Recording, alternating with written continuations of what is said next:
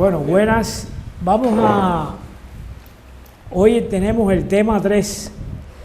Este tema es muy importante porque está relacionado con el diagnóstico del estado funcional de la neurodinámica cortical cerebral.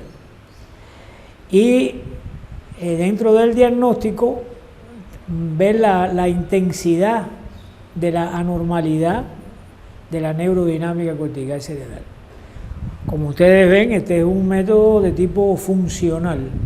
Es un método funcional y hoy vamos a ver este.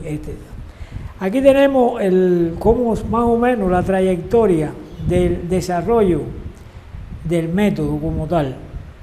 Ustedes saben, eso lo he dicho, este método no existía, lo único que hay como antecedente era el umbral de discriminación táctil. Y aquí empieza a nutrirse el método de variables. Primero fueron las variables cualitativas. Esas variables cualitativas que tienen aquí su terminología: meseta típica, meseta cortada, curva plana, UDI, umbral de discriminación, fueron identificadas cuando se hacen los tipos básicos de curva, que son los 3 tipos de curva: la meseta típica, la meseta cortada y la curva plana. También en otro momento comienzan ya a aparecer las variables cuantitativas del método, que son el UDT1, el umbral de discriminación táctil 1, el UDT2, el URT, que es la relación entre un UDT1 y el UDT2, el coeficiente de movilidad neurodinámica y, bueno, las variables cuantitativas que están todas aquí: M, UDT1, UDT2, URT y coeficiente. Y entonces ya con estas cuestiones ya resueltas, vamos a llegar a cómo se hace el diagnóstico del estado funcional de la neurodinámica cortical cerebral. Vamos a ver cómo es la dialéctica del movimiento de los procesos de excitación e inhibición. Habíamos visto que esos procesos se inducen recíprocamente. No puede existir un proceso de excitación aislado del correspondiente de inhibición y viceversa. Se induce. ¿Cómo es que el sistema nervioso hace ese tipo de coordinación o de inducción? El estímulo táctil, la fuente del estímulo, sabemos que en este caso son las puntas del esteciómetro. Y es un estímulo táctil que tiene todo un desarrollo de cómo es que se realiza. Todo ese conjunto de estimulaciones va directamente a la corteza cerebral y incide sobre la corteza para que ésta adopte los procesos de excitación.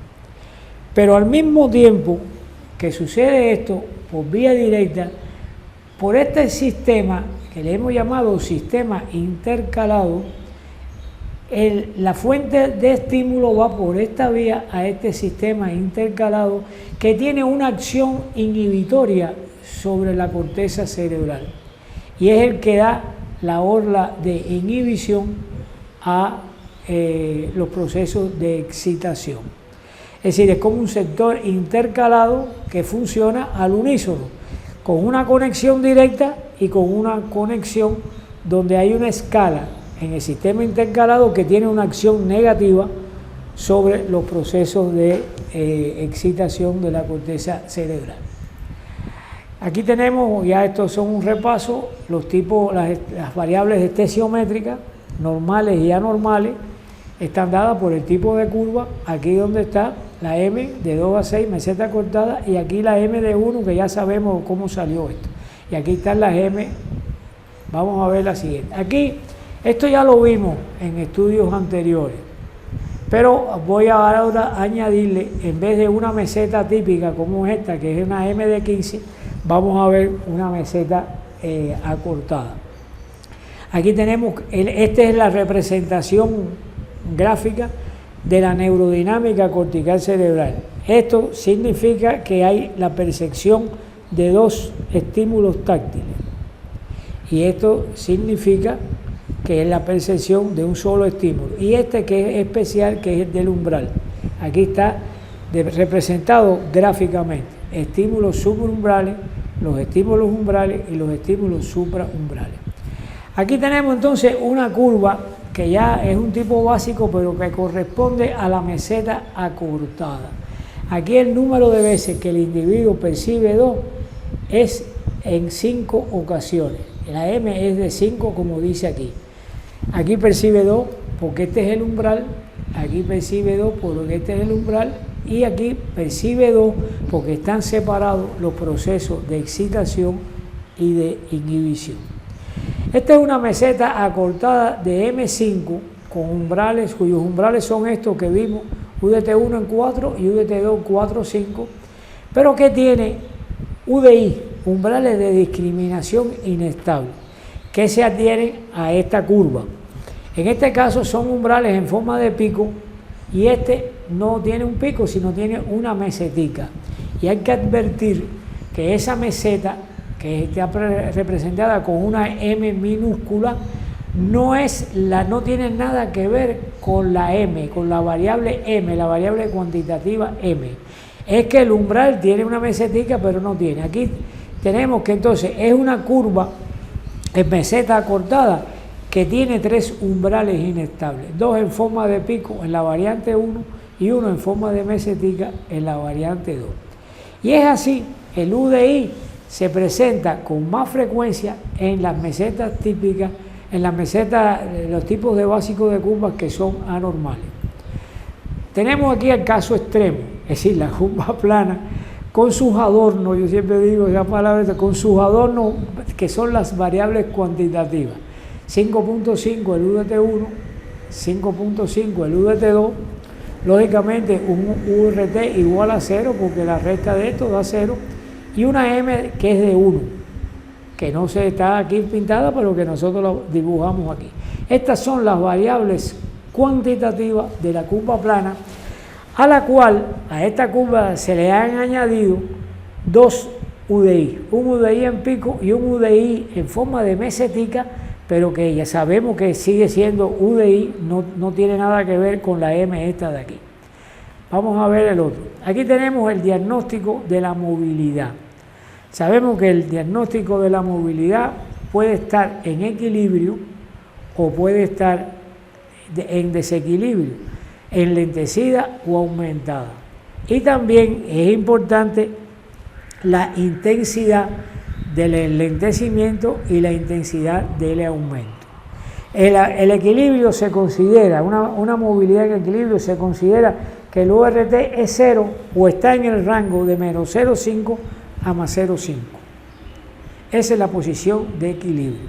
De esa posición se va en lo rojo en el sentido de enlentecimiento, y entonces los URT se hacen más negativos. Por ejemplo, el URT de menos 1 a menos 1,5 es un enlentecimiento ligero de la neurodinámica, de la movilidad de la neurodinámica.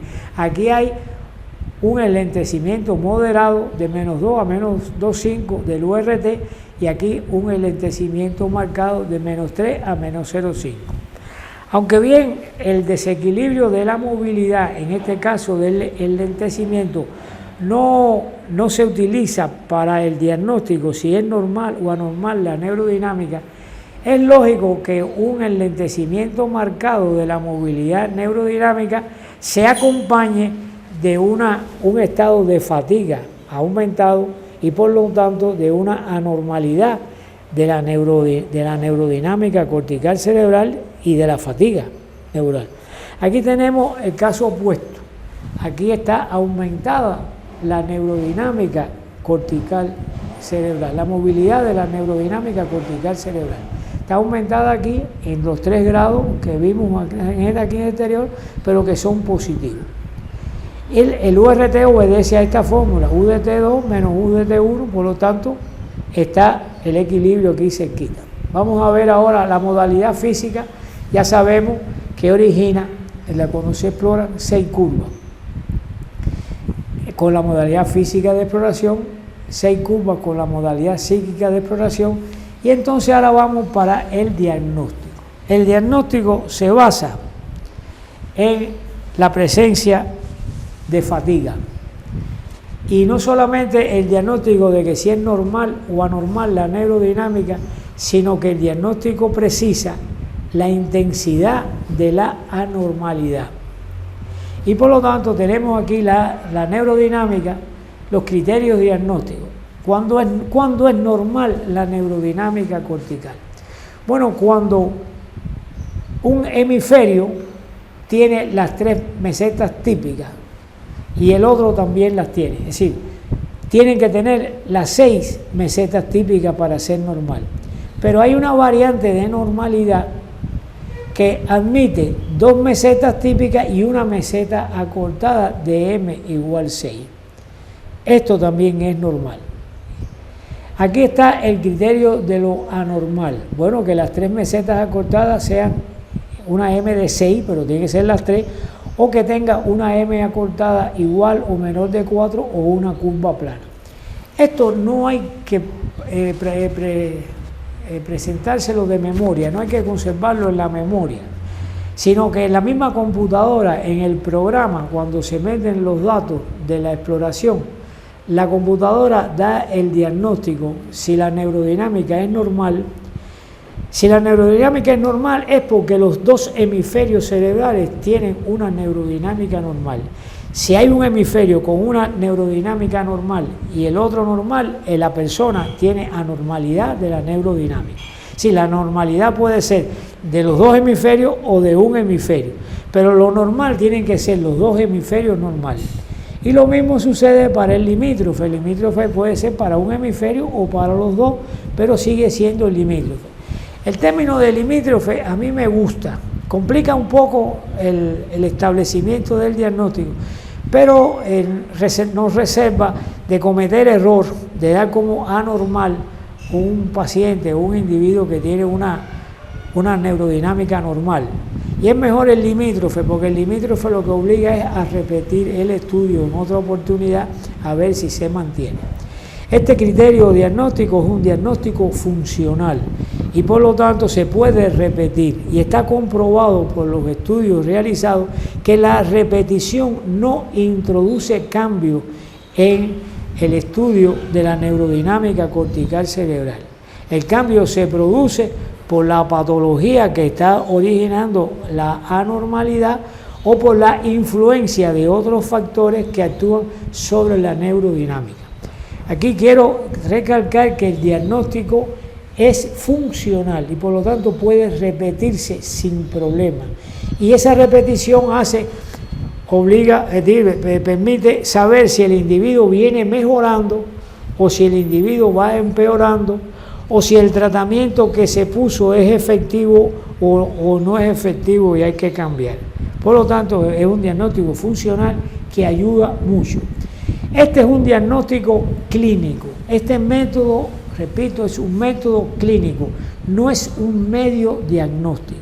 El medio diagnóstico necesita de un equipo, el electroencefalógrafo o el equipo del estudio de la electrofisiología cerebral o la TAC de cráneo o la resonancia de cráneo. Aquí tenemos la intensidad de la anormalidad de la neurodinámica que se mide aquí.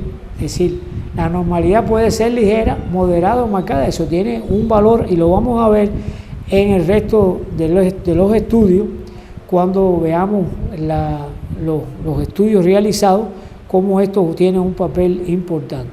Y bueno, ya terminamos el tema 3.